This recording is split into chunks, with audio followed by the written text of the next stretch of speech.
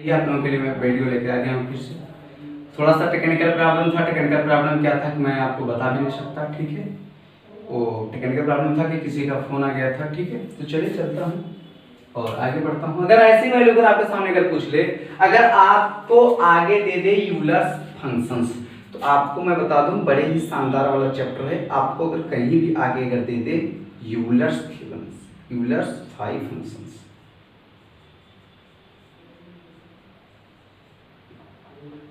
ऐसे बड़े ही शानदार बड़े उम्मीद के साथ एक क्वेश्चन को आप समझ सकते हैं कि आपका यूलर्स फंक्शन है। The Euler's function is the function of five ratio Z plus Euler's functions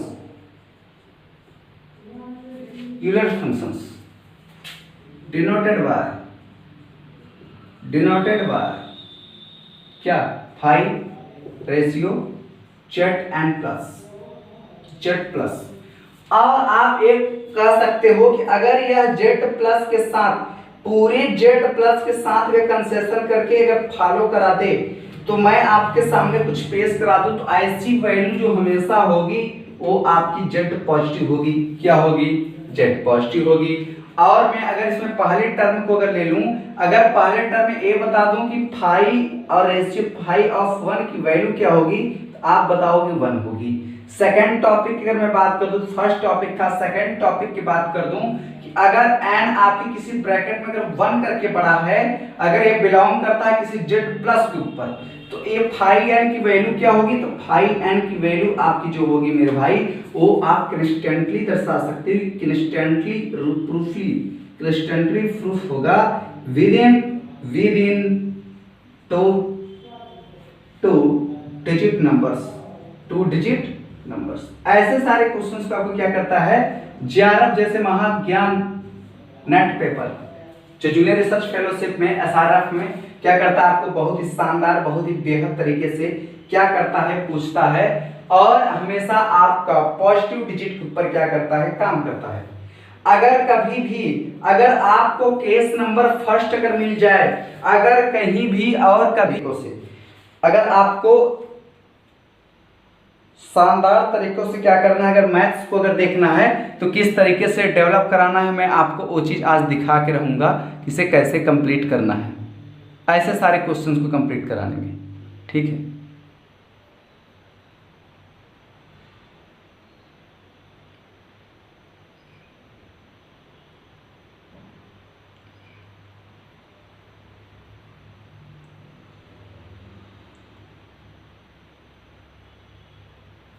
ऐसे तो किस प्रकार से आप क्या कर सकते हो, क्वेश्चन को आसान और बहुत ही बेनिफिट तरीके से समझ सकते हो विदाउट किसी कंसेशन के साथ। देखिए फर्स्ट केस में ए कह रहा है कि आपको अगर मैं इफ मान लूं, आपसे अगर फर्स्ट केस में कह रहा है कि अगर मैं इफ करके ए बोल दूं कि अगर एम एंड आर जो है दो ऐसे फंक्शंस हैं आपके पास, एम एंड आर, अगर मैं यहाँ एम एंड आर लिख दूं, एम एंड एन आर, ठीक है, रिलेटिवली अगर आपस में रिश्तेदारी वाली मामला है, इन दोनों में रिलेटिवली कर दूं।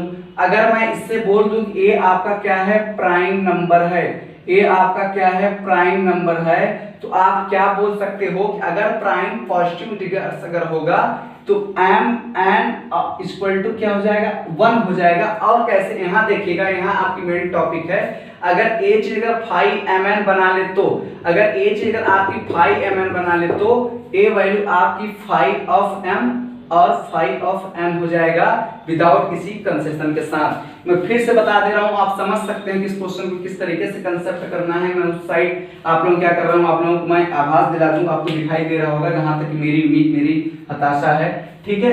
अगर आपको if m and n are relativity का प्राइम नंबर्स अगर mn इक्वल टू 1 बनाने की उम्मीद रखता है, यूलर्स फंक्शंस फाइव जो आपका होता है वो बिलोंग कराता है z प्लस के ऊपर, तो z पॉजिटिव के ऊपर करते हैं 1 प्लस की वैल्यू 2 होगा, 2 प्लस की वैल्यू 3 होगा, 3 प्लस की वैल्यू 4 होगा। तो आपका यूलर्स फंक्शंस काम करता है एनीबॉडी क्वेश्चंस में। अगर आपको 5mn की वैल्यू अगर 5m और डैश करके अगर 5n है, तो आप बड़े उम्मीद के साथ क्या बोलोगे, आप यही बोलोगे ना कि हाँ इसकी वैल्यू आपको आपस में मतभेद करा के पूछ दे रहा है और इस तरीके के क्वेश्चन में, तो आप क्या कर सकते हो, भूल रहे हो। आपके पास क्या है, पूरे भूलने की बीमारी है और आप भूल करके सारे क्वेश्चन को लगा रहे हो, जो आप लोगों के लिए बहुत ही डेंजर फील्ड ऑफ हो सकता है। मैथमेटिक्स क्या है, ब्रांच है, मैथमेटिक्स की ब्रांच को अगर आप धोखाधड़ी में डालोगे तो आप कभी भी अंतरिम या किसी तरीके से पास फेल की मार्क्स आप ला भी नहीं पाओगे। लेक्चर की सीरीज चल रही है, लेक्चर की सीरीज पास करने के बाद मैं क्वेश्चनली सीरीज में आऊंगा, तब आपको समझाऊंगा कि इस वैल्यू को कैसे कंसेप्ट किया जाता है। अभी मैं लेक्चरॉइड हूँ, ठीक है, इस तरीके से मैं बात कर रहा हूँ। ये आपका यूपीएससी सिविल सर्विसेज मेनली का एग्जाम, मेंस एग्जाम में सारे क्वेश्चंस आपको डाउट मैं कंप्लीट करा दूंगा। जो आपके सामने जो पेश हुआ है जो वैल्यू, उस तरीके क्वेश्चन में आपको मैं पेश करा दूंगा। अगर आपको केस नंबर सेकंड अगर मिल जाए, अगर केस नंबर अगर सेकंड मिल जाए, अगर आपसे वैल्यू ए पूछ ले कि भाई पाई की वैल्यू, अगर मैं केस नंबर सेकंड की बात कर दूं, थोड़ा सा टेक्निकल प्रॉब्लम है, मैं चेक कर लेता हूं क्या दिक्कत है वीडियो रिकॉर्डिंग में।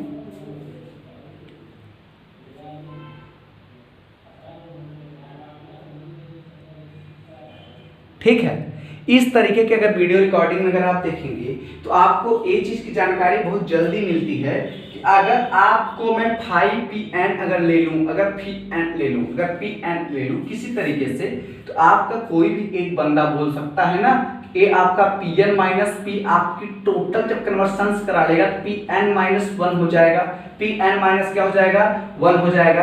अगर इसी में से कोई अगर बंदा पी एन कॉमन ले लेना तो one minus one upon P बनाने की पूरी उम्मीद कर सकता है for every positive integers of n, for every positive integers of n. ऐसे बड़े शानदार बड़े उम्मीद के साथ क्वेश्चन मैं आप लोगों के बीच में ला रहा हूं, ठीक है। तो ऐसे क्वेश्चंस आपको करने में क्या जाता है मेरे भाई, अगर आपको क्वेश्चन समझ में आता है तो क्वेश्चन करो ना, अगर आपको क्वेश्चन समझ में आता है क्वेश्चन करो, क्वेश्चन आपको समझ में तो आएगा ही, अगर नहीं आएगा तब यूपीएससी किसी भी तरीके से, अगर यूपी का कोई भी एग्जाम देते हो आप साइड वेगन साइड किसी भी तरीके से आप क्वेश्चन को लगातार तरीके से समझ भी सकते हो। ऐसे क्वेश्चन है आपके सामने, ठीक है। और ऐसे क्वेश्चन क्या करता है, बार बार आपसे पूछता है, ऐसा क्वेश्चन क्या करता है, आपसे बार बार पूछता है, बार बार आपको प्रैक्टिस सीट में डालने का पूरा प्रयास करता है। क्या आप कैसे से प्रैक्टिस सीट में ला भी सकते हो। तो ऐसे सारे कंसेशन आपको करने में ज्यादा वक्त के टाइम को डिपेंडेंस नहीं करना है, आपको समझना है कि आपको कैसे आप समझ सकते हो। अगर आपको यही केस नंबर थर्ड में दे दे, या यूलर्स थ्योरम है, जिन बंदे अगर बंदियां जो भी हो, अगर आप बीएससी एमएससी के क्लासेस कर रहे हो तो आपको बहुत ही जबरदस्त तरीके से समझ में आएगा। केस नंबर थर्ड की मैं बात करा दूं, अगर आपके पास इफ कर दे, अगर आपके पास इफ कर दे, अगर n बड़ा हो जाए 1 से, अगर n बड़ा हो जाए 1 से, और and p1 p2 and p1 p2, मैं उम्मीद करता हूं आपको दिख रहा होगा इसलिए साइड हो गया हूं, और टोटल आपकी वैल्यू अगर pm के ऊपर डिनोट करा दे तो आप क्या बोलोगे, r डिस्टिंक्ट प्राइम नंबर हैं। r कैसे हैं, डिस्टिंक्ट प्राइम नंबर पर अगर कोई वैल्यू अगर उठा के पूछ ले तो आप इसी तरीके से क्वेश्चंस को आप आगे क्या लिखोगे, अगर आपको फाइव ऑफ n की वैल्यू अगर कहीं तरीके से पूछ ले तो n के बाद आप 1 अपान p1 बोलेंगे, क्या 1 अपान p1, 1 माइनस 1 अपान p2, इस तरीके क्वेश्चंस में, और डैश डैश करके 1 माइनस 1 अपान pn की वैल्यू, कोई भी वैल्यू आपको सेटअप कराने की उम्मीद बना सकता है। अगर यही चीज आपको केस नंबर फोर्थ में अगर पूछ ले, केस नंबर फोर्थ में क्या पूछ ले, if d1 d2, if d1 d2 and d3, 3 आपके मेन बेसिक फंडा हैं, अगर यही क्या करता है, डिस्टिंक्ट पर अगर काम करके, डिस्टिंक्ट पर अगर काम करके टोटल वैल्यू को डिस्टिंक्ट पॉजिटिव डिवाइजर के रूप में अगर कर दे, डिस्टिंक्ट पॉजिटिव डिवाइजर, ऐसे क्वेश्चंस को अगर क्वेश्चन को पॉजिटिव के डिवाइजर के रूप में अगर कंसेप्ट करा दो तो ये वैल्यू क्या बनेगा, तो आप ये बोल सकते हो मेरे भाई कि आपका 5d1 प्लस, ये आपका 5d2 प्लस, ये आपकी 5d3 प्लस, और डैश डैश आपका 5dn तक काम कर सकता है। ये आपका केस नंबर 4 था जो बहुत ही कंसेप्ट के साथ पूछा था। अगर आपसे केस नंबर 5 में n बड़ा हो गया 1 से, तब क्या होगा, आप बोल सकते हो अगर h अगर बड़ा होता है तो आप अगर d1 अगर d2 अगर d3 या n1 या n2 या n3 किसी भी प्रकार का अगर आपके सामने अगर क्वेश्चन बहुकाल अगर अपने आप को दिखाता है तो आप ऐसे क्वेश्चन को आप ये लिखोगे कि n is made of n is made of बड़े सिग्निफिकेंस के साथ, एन इज मेड ऑफ क्या हो जाएगा 1/2 और टोटल एन के ऊपर डिनोट्स करके कंप्लीट कराता है। तो ऐसे क्वेश्चंस को यार अगर करने में आपको टाइम जब मिलता है ना तो आप क्यों नहीं करते हो? आपको क्वेश्चन को समझना होगा मेरे भाई, आपको क्वेश्चन को समझेंगे तभी आप क्वेश्चन को कंसेप्ट ऑफ क्लियर कर पाएंगे और क्वेश्चन को आप कंप्लीट करके भी आप क्वेश्चन को समझ सकते हैं क्वेश्चन को कैसे कंप्लीट करना है। अगर आपके पास अगर उम्मीद है, आपके पास अगर क्या है पूरी कंसेशन है तो क्वेश्चन बहुत बड़ी चीज नहीं है, क्वेश्चन मात्र एक घास की मूली है। मैं घास की मूली में इसलिए बोलता हूँ ताकि आपको फॉर्मेट थ्योरम्स ऐसे हेडिंग डाल देनी है और इसमें कुछ टाइप है आपको लिखने हैं। जैसे आपको अगर मैं बता दूं कि फॉर्मेट जो थ्योरम आपका होता है, if p is a positive prime and a is any integers, if p is a positive prime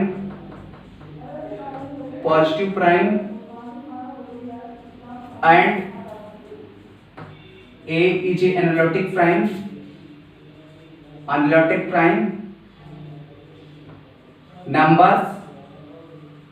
numbers can be defined such that P is not a divisor of A, such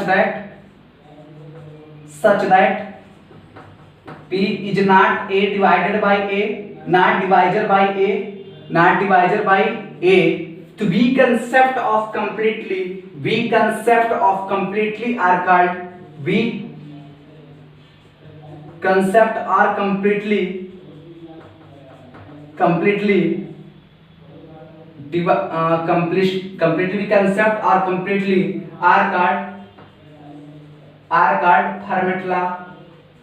format theorems. ठीक है, ऐसे questions को concept कराने में अगर आप example लोगे ना तो एग्जांपल भी दूंगा, पूरी क्वेश्चन के साथ दूंगा कैसे कंप्लीट करना है। अगर आपको कोई एक एग्जांपल में अगर आपको देखा जाए a आपका p-1 है तो आप क्या बोलोगे, ट्रिपल टाइम अगर है इसको तो a आपका 1 हो गया और आपका 1 अगर किसी मॉड अगर p के साथ अगर बना ले तो आप क्या बताओगे कि ये वैल्यू आपका क्या होगी, a p-1 -1। तो ऐसे question is a multiple of p बोल सकते हैं, इज अ मल्टीपल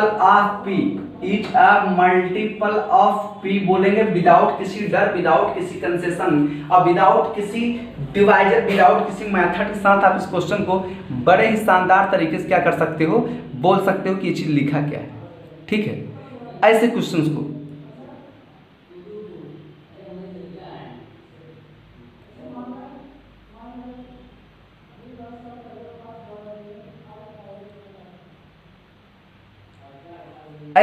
को आप क्या कर सकते हो, बोल सकते हो विदाउट किसी कंसेशन के साथ क्या कर सकते हो, बोल सकते हो। अगली जो थ्योरम होगी वो आपका यूलर्स थ्योरम होगी।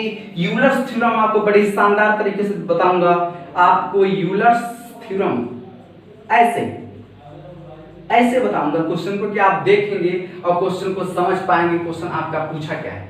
आपको पता है if m is a positive integers, a is any integers, आपको पता है if m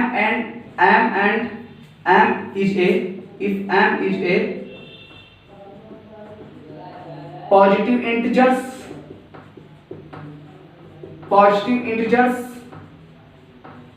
and a is a any integers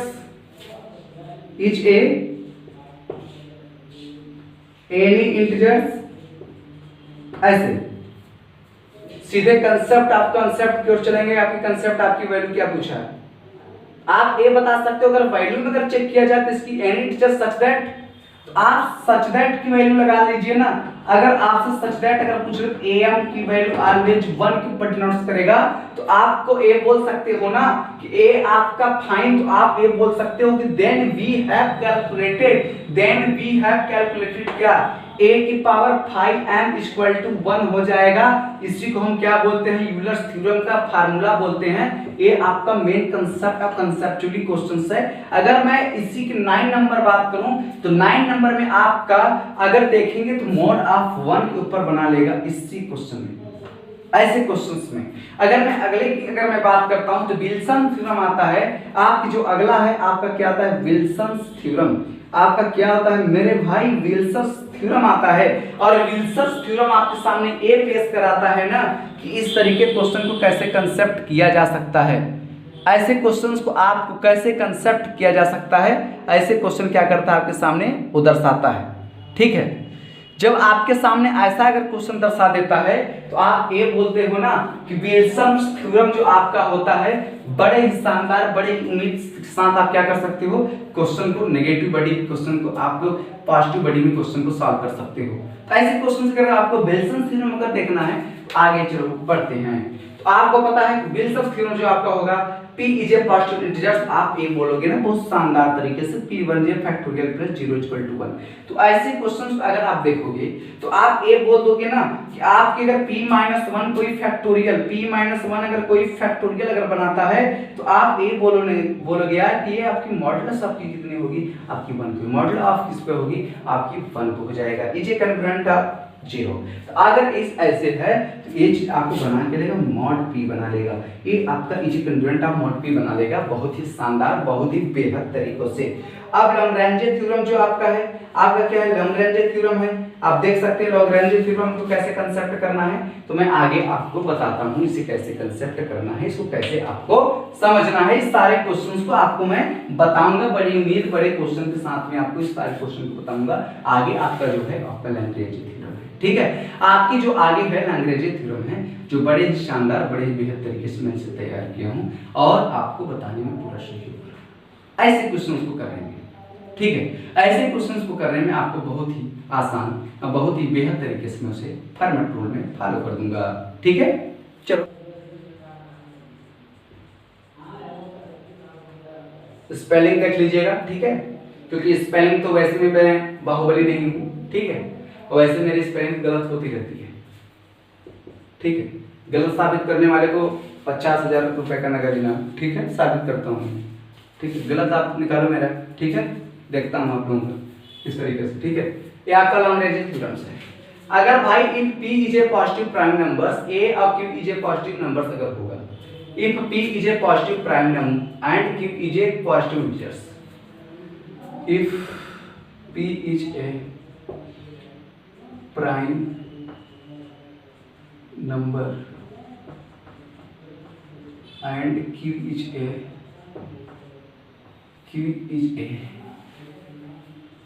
quantitative numbers, integers ले लो, इंटीजर्स। तो आप क्या बोलोगे, आप एक पूरे उम्मीद के साथ यहाँ क्या बोलोगे, आप ये बोलोगे कि आपका P-1 के ऊपर डिनोट्स करा के कंप्लीट करा है, ऐसे कुछ। Then the sum of the product of the number, then the sum of the product of the number, then the sum of the product of the number, product of the number, ऐसे ऐसे आप करोगे। Product of the number क्या बोलोगे, product of numbers में, product of number में आप ये बोलोगे कि ये आपका अगर 1 है तो ये आपका 2 है, आपका 3 है, डैश डैश पूरी वैल्यू जो आपके सामने जो पेश होगी वो इस तरीके से होगी कि आप ये बोल सकते हो ना ए आपकी टोटल एंड टाइम्स जो भी चला जाए तो आप आगे चल के P-1 बना सकते हैं। और आगे आप लिख सकते हैं taken Q a time divisible by P, taken Q at a time, taken Q at a time divisible by P, divisible by P। ऐसे कंसेशन में आपकी वैल्यू को कंसेप्ट ऑफ क्लियर करना है। ठीक है, ऐसे कंसेशन में आपको वैल्यू को क्या करना है, कंसेप्ट करना है। अगला जो वैल्यू आपके सामने मिलेगा, नेक्स्ट जो मिलेगा, नेक्स्ट आपका कैंग्रुएंस मिलेगा। मेरे भाई कैंग्रुएंस आपको ऐसे दर्शाता है, जिसको आप लोग मॉडुलस के नाम से भी जानते हैं। तो कैंग्रुएंट को आपको दर्शाने में ज्यादा कुछ की बात नहीं है। Two integers A and B are called congruence. Two integers A and B, two integers A and B are called क्या, कैंग्रुएंस। ठीक है भाई, ऐसे कार्ड क्या हो जाएगा आपका, कैंग्रुएंस हो जाएगा पूरी डिविजिबल के साथ। ये आपका कैंग्रुएंस हो गया। अगर मैं इसी के बाद में सच दैट लिखना चाहूं, इसी के बाद में क्या लिखना चाहूं, सच दैट लिखना चाहूं, तो आप ये बोल सकते हो ना कि अगर आपके पास क्या है, अगर आपके पास अगर देखा जाए तो a minus B equal to R M ले लूं, a minus B equal to क्या ले लूं, आर एम। तो आप क्या बोलोगे, a आपका कैंगुरेंट फुल हो जाएगा b मॉड ऑफ m, ऐसे। ठीक है, बेहद आसान। ठीक, और a minus B equal to का 0 अगर आप लेते हैं तो मॉड किस पे बनेगा, m के ऊपर। भाई काम तेरा नाम मेरा, ठीक है, तो होकर रहेगा। प्रयास कर लो तुम, प्रयास कर ले हम, इसके बाद देखते हैं वैल्यू कैसे फिक्स ओवर होगी। ठीक है,